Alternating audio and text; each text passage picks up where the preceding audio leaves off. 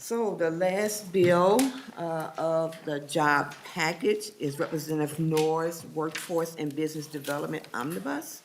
This was supposed to be in the Senate file as the vehicle, but the Senate didn't pass their bill out yet. So we're proceeding with the House file, and then we would need to meet up on the floor. So, Chair Noor, would you like to move House File 4355 as recommended for placement on the General Register? Yes, Madam Chair. I move the House File 4355. Okay, and you also have an office amendment? Yes, Bill Madam Chair, I Mr. do July. have A8 author's amendment, and I would like to do an oral amendment to the A8 amendment, Madam Chair. Okay, why don't we move the A8 first? Alright. So the A8 amendment is before us. All those in favor? Madam Chair, Okay, yes, Nancy, Ms. Conley, I think I have it here. Okay, Okay. so we have the A8 before us.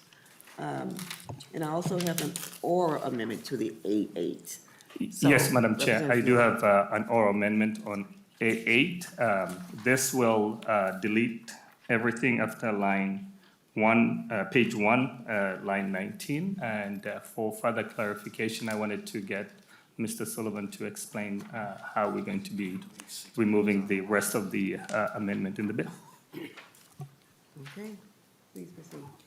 Madam Chair and members, the Chair Noor's author's amendment effectively deletes the Article 3 that's proposed in pages 2 through the end of the amendment, page 8. So the short version of the oral amendment is page 1, delete line 20, and then delete pages 2, 3, 4, 5, 6, 7, and 8 of the A8 amendment. Okay, are there any questions on the oral amendment to the A8? Okay, seeing no further questions, the oral amendment to the A8 amendment is before us. So staff, are we clear with this? We are clear, okay. So all those in favor of the oral amendment to the A8, say aye. Aye. All opposed, say nay. No. The motion prevails. So the A8 amendment as amended is before us. Any further comments, Chair Noor? Madam Chair, the A8 as amended is a technical cleanup, and thanks to the House research. It also slightly amends the mandated report section to ensure legislative oversight over which reports are not renewed. And also it makes some changes to the Small Business Recovery Grant Program, which we have carved out some few funding for that program. And also it changes slightly the Center for Economic Inclusion by removing some of the workforce section in that bill. Thank you for that explanation, Chair Noor. Any questions? So the A8 amendment is, as amended, is before us. All those in favor say aye. Aye. All those Aye. opposed, say nay. The motion prevails. So Noor, Chair, you also have a A9 amendment. Yes, Madam Chair, I do have the A9 amendment. That's the paid family medical leave. I'm sure most of members are familiar with that bill. Madam Chair and members, on the fiscal part of it, the bill appropriates one-time only $30 million, $347,000 for fiscal year 2023. And also it provides some funding for DLI and Department of Human Services and Management and Budget, Legislative Coordinating Commission. There's also some funding for the Supreme Court. Madam Chair and members, the paid family medical leave is a program that we have discussed extensively. Many states Chair have. Noor, before you go further, I don't believe I heard you move the A9 amendment. Thank you, Madam Chair. I move the A9 amendment. Okay, please proceed. So thanks again, Madam Chair. So this is the paid family medical leave. This program, Madam Chair, provides help to many families and workers in the state of Minnesota. This will allow individuals to bond with their babies. It will allow pregnant women. It will allow individuals who seek to care for themselves. It will allow individuals who have got circumstances that they cannot work if it is more than 7 days. I know there'll be question about unfunded mandate. This is a program, quite frankly, that is less than a cup of coffee per week.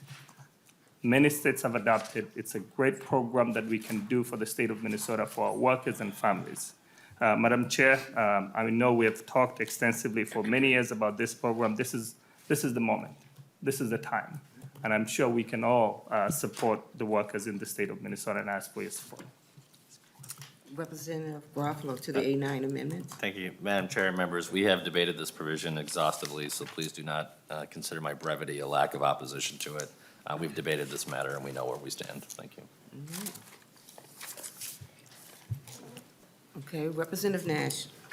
Thank you, Madam Chair. Very briefly, Chair Noor, can you tell us how many new FTEs will have to be hired in order to administer this program? And then I'll have one brief follow-up.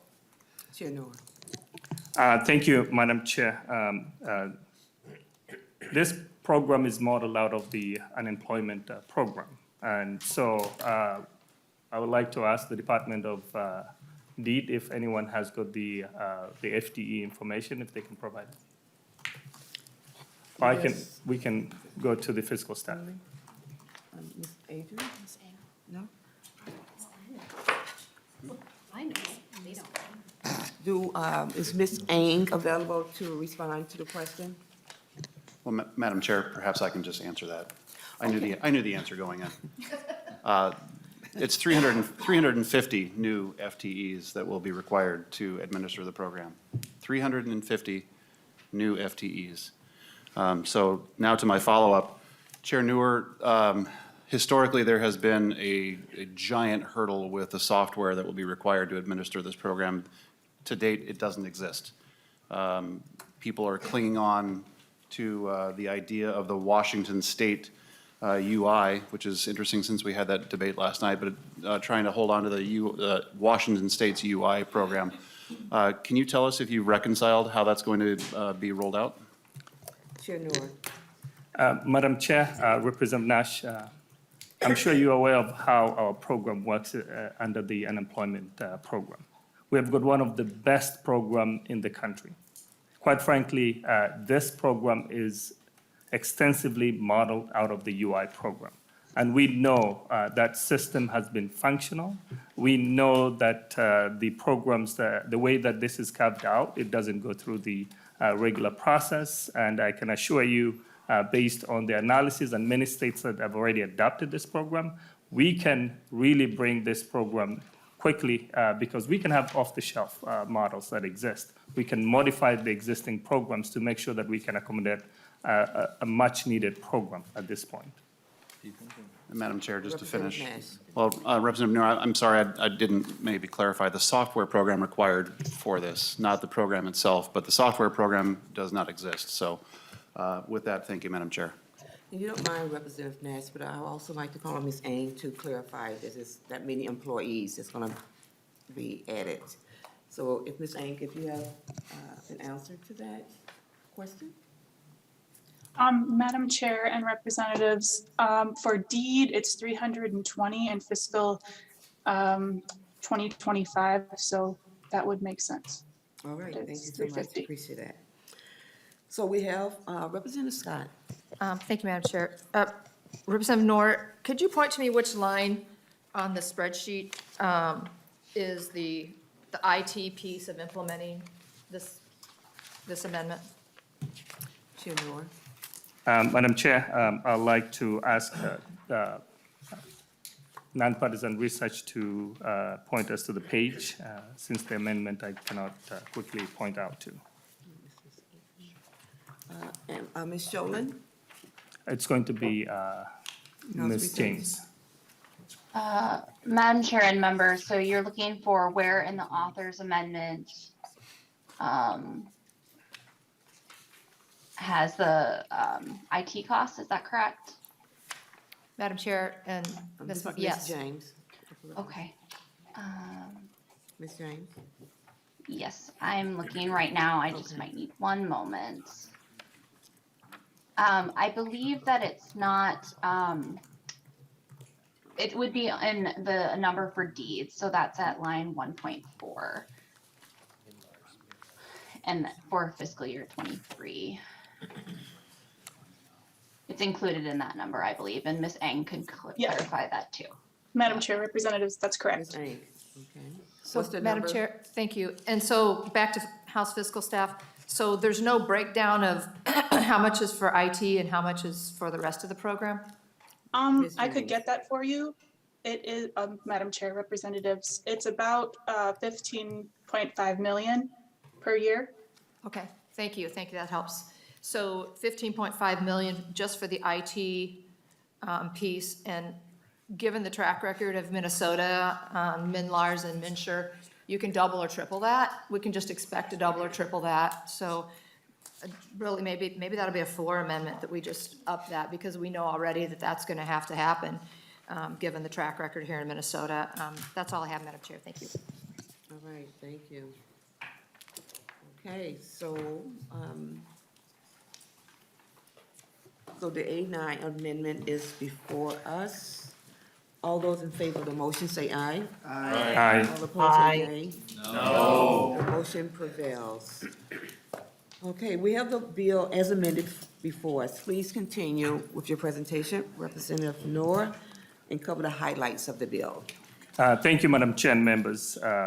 Going through the highlights of the bill, Madam Chair and members, this bill establishes or invests in a SPAC revolving loan program of $45 million. This is, quite frankly, to support businesses who do not have access to traditional or conventional loan programs, and also provides a unique program of a community ownership model. We also have $35 million for the Small Business Recovery Grant Program. This grant program provides another round of economic relief for eligible businesses such as hospitality, personal care, and indoor recreation. We also have the Main Street Revitalization Program by investing $20 million. We also provide $7.5 million for the Canadian Border Relief Program. We also create a unique program for Emerging Developer Fund, which is a revolving loan program. This is to support individuals who have never had the opportunity to be involved in development in that industry. Quite frankly, to support many folks who have been marginalized, or individuals who have not had the opportunity, for women, for BIPOC, for individuals with disabilities, for veterans, and others who can take advantage of. We also fund the redevelopment program for $5 million. Madam Chair and members, we know the significant need for childcare across the state. We're investing $4 million in the childcare grant program. We also provide $5 million for business technical assistance. Likewise, we provide $5 million for Women of Color Economic Security Program by providing funding to CAL, to the Women's Foundation of Minnesota, and also to the Center for Economic Inclusion. Madam Chair and members, as we are aware of the labor force shortage, we're investing $20 million in workforce development to provide for reskilling, upskilling, and next skilling. And also, we do have the Youth Technology Training Program. Madam Chair and members, Minnesota is ranked 50 out of 50 when it comes to the computer science AP. And I'm sure Representative Nash will appreciate having more folks in that industry, because technology is something we both really care about. And also, it provides $750,000 for Teen Teamworks to provide opportunity for youth who really need help at this point during the summer program. We're also investing $25.23 million in Targeted Community Program Grant Program. Likewise, Madam Chair, we're investing $1 million for people to join us in the state of Minnesota. This is our marketing. We never had a marketing program for the state of Minnesota. We also established Office of New Americans to support the newly arriving immigrants from Ukraine, from Afghanistan, and all over the world. We know we need them to hit the ground immediately. We're also providing funding to the VOLAX to support employment. Madam Chair, that's in a nutshell this program. It creates more equitable economic recovery, particularly for communities that have been left out for a long time, and I ask for your support. Well, thank you, Chair Noor, for that overview. Are there any questions or comments to House File 4355 as amended? Seeing no further discussion, Chair Noor, do you have any closing comments before we begin with the motion to combine the bills? Nothing further, Madam Chair, and ask for your support again. All right. So thank you, Chair Noor, for your committee's work in the development of economic opportunity for businesses of all types and sizes, and in recognizing the value of increasingly diverse businesses and the contributions that they make to our state as a whole. So there being no further discussion, we will proceed with a series of motions to combine these four bills and to send them to the floor. So, Chair Noor, would you like to move that the language contained in House File 4355 as amended be incorporated into the Jobs and Economic Development Omnibus as separate articles? So moved, Madam Chair. And we are using House File 4355 as the vehicle. So the Noor motion is before us. To be clear, this is just on the motion to include the workforce bill as separate articles in the omnibus bill. All those in favor of the motion say aye. Aye. All opposed say nay. No. The motion prevails. Next, Chair Eklund. Would you like to move that the language contained in House File 4177 as amended be incorporated into the Jobs and Economic Development Omnibus as separate articles? That is my motion, Madam Chair. So the Eklund motion is before us. Again, this vote is just to add the language from the labor bill as a separate article to the omnibus. All those in favor of the motion say aye. Aye. All opposed say nay. No. The motion prevails.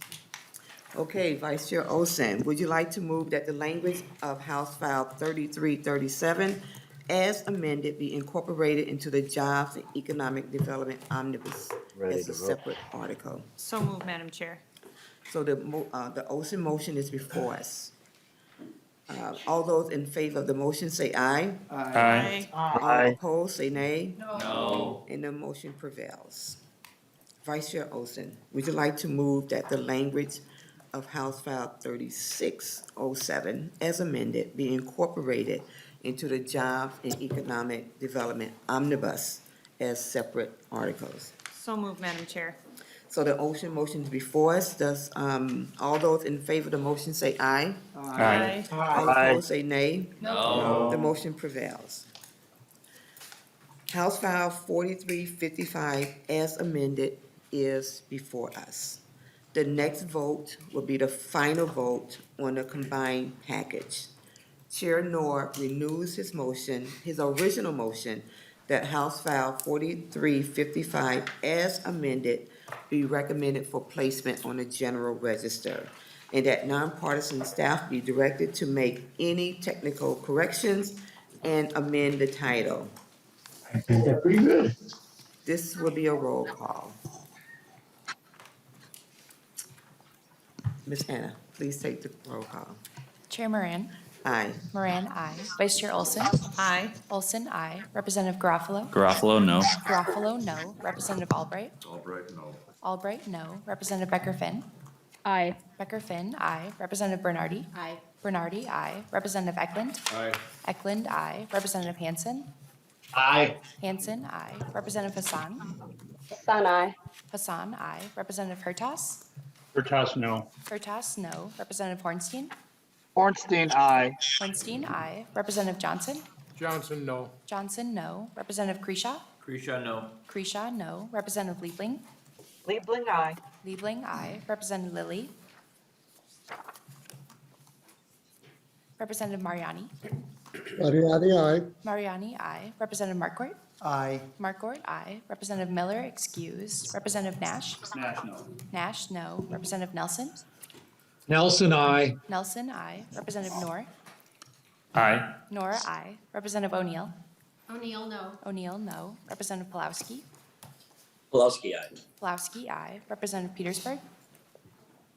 No. Petersburg, no. Representative Pinto. Aye. Pinto, aye. Representative Schumacher. Schumacher, no. Schumacher, no. Representative Schultz. Aye. Schultz, aye. Representative Scott. No. Scott, no. Representative Sundin. Aye. Sundin, aye. And Representative Lilly. Lily is excused. Oh, Lilly excused. Madam Chair, that is 17 ayes and 10 nays. There have been 17 ayes and 10 nays. The motion prevails. House File 4355, as amended, is recommended for placement on the general register. And the nonpartisan staff are directed to make any technical corrections and amend the title. I want to thank all the chairs and your committee for putting together this important work. Thank you.